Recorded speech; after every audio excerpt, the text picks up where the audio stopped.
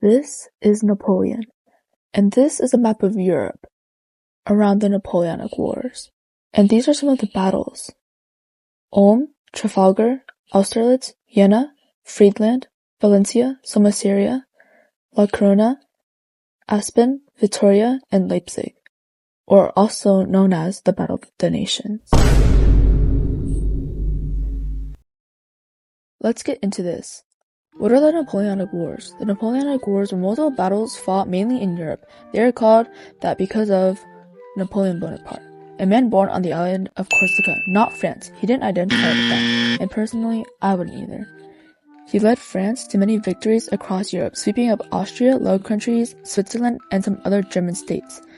His strategy? Run away from the enemy, because they'll chase you. That's what it was, and nobody caught on to it. Napoleon's first fight was in 1792 during the French Revolution. Yeah, the first and second coalitions were a part of the French Revolution. The rest are a part of what we call the Napoleonic Wars. Starting with the first coalition in the French Revolution, France would declare war with Austria, which caused a certain chain of events since Austria was allied with Prussia. More countries allied with Austria, but the alliance was thin and not so coordinated. This alliance came to a failure and ended with Austria having deep financial problems. Napoleon, who led France, just scored them their first point. A few moments later. In the second coalition, France invaded Egypt, which sparked the new war. Almost all of the same countries fought against France, and as always, Britain was there, and Austria, despite their ruined economy. How did this end? France won, led by Napoleon, again. It ended because of Austria's failure to keep Italy from France. Russia left, and Britain was isolated. It's the third coalition, and also the true Napoleonic Wars now. Britain was the sole one at war with France, isolated. Napoleon was across the continent.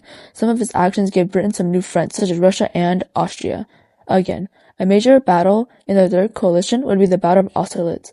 This was won by Napoleon, crushing the coalition. This war also saw the Holy Roman Empire dissolve, leading to a disturbing map of the remains. Fourth coalition. Those on the coalition side were Prussia, Russia, Sweden, and Britain, along with some smaller, forgettable states. This is where Prussia declared war on France. Napoleon led France into German lands, taking much of Prussia's land as he went. This also saw Russia leave the coalition and ally with France. France took Spain, then the Peninsular War began. The Peninsular War was where France occupied Spain and Napoleon himself attempted to invade Portugal, who was allied with Britain. Spain and Portugal lost all of their colonies in now Latin America. The Fifth Coalition. Austria is back again as the Austrian Empire, supported by Britain, Spain, and Portugal.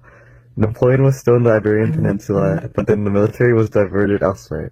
Austria attacked France to reclaim their lands that were lost in their third coalition. A major battle would be the Battle of Fargum. The end is near as Napoleon decides to invade Russia, starting with 600,000, ending and coming back with about 100,000 or more or less people.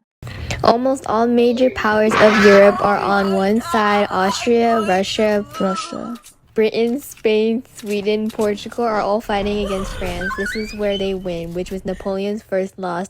A battle would be the Battle of Leipzig, also known as the Battle of Nations. This saw the defeat of Napoleon's army in later negotiations. Napoleon was exiled to an island of Elba, which is not so far from the continent. Now that he's gone, right? Nothing more to come? Wrong. He came back with supporters and marched his way to Paris. This was known as the Seventh Coalition, or 100 Days. Napoleon's back from Elba, but old, which means that his tactics have changed for the worse. While everyone else has already learned Napoleon's old tactics that won him many battles. In the end, Napoleon was exiled to St. Helena in the middle of the Atlantic Ocean. He died a few years later on the island. At the end, this led to the conquest of Vienna and partitioning of France, most of it. There was also a new French monarchy, so much for a disaster.